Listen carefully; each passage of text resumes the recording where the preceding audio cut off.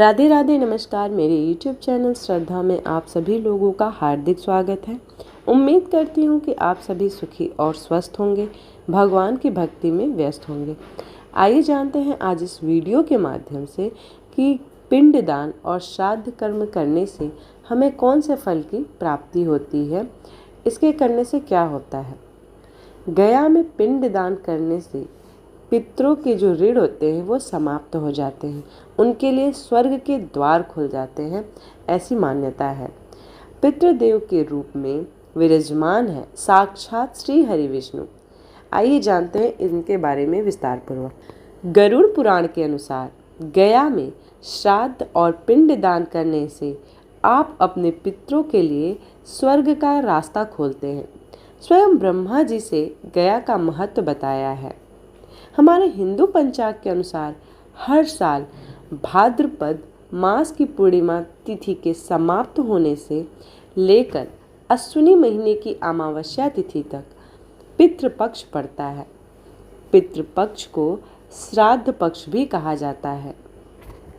मान्यता है कि इस दौरान पितर पृथ्वी लोक में ही वास करते हैं। इस दौरान पितरों का श्राद्ध, पिंडदान आदि करने से शुभ फलों की प्राप्ति होती है। माना जाता है कि जिन लोगों की मृत्यु हो जाती है उनकी आत्मा की शांति और मोक्ष की प्राप्ति के लिए बिहार के गया में पिंडदान किया जाता है। मान्यता यह भी है कि पिंडदान करने पर पितरों को शक्ति मिलती है, जिससे वह परलोक तक आसानी से पहुंच जाएंगे। इसी के कारण गया में पिंडदान करना सबसे अधिक महत्वपूर्ण माना जाता है। लेकिन क्या वास्तव में गया में पिंडदान करने से पितरों को मुक्ति मिल जाती है?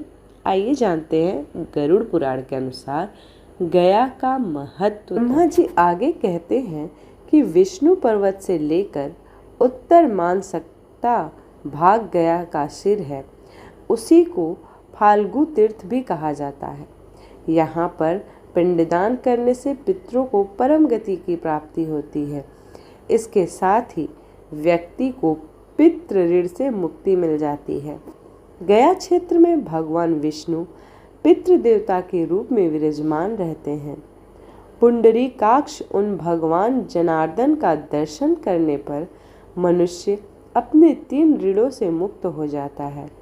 गया तीर्थ में रथ मार्ग और रुद्रपद आदि में कालेश्वर भगवान केदारनाथ का दर्शन करने से मनुष्य पितृ ऋण से विमुक्त हो जाता है। वहाँ पर पितामह ब्रह्मा का दर्शन करके पाप मुक्त और प्रपितामह का दर्शन कर अनामय का की प्राप्ति करता है।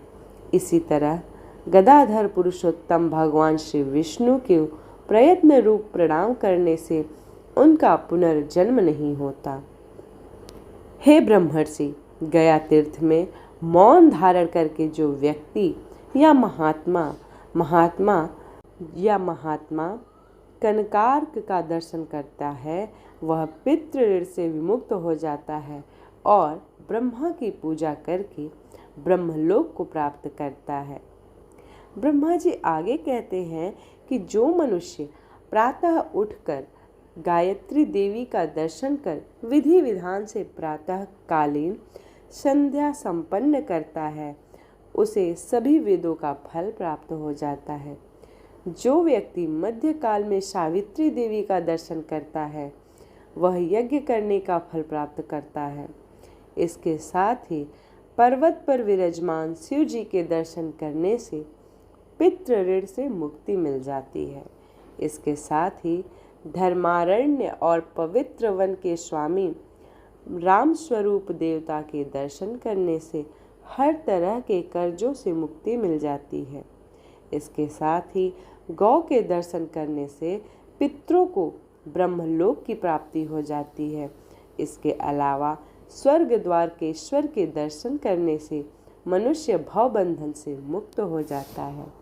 उम्मीद करती हूँ पिंडदान और श्राद्ध कर्म से जुड़ी ये वीडियो आप लोगों के लिए सहयोगपूर्ण हुई होगी और आप लोगों को ये वीडियो पसंद आई होगी।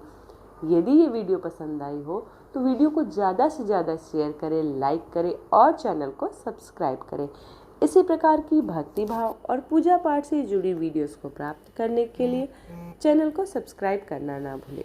मिलते हैं अगले वीडियो में, तब तक के लिए राधे राधे।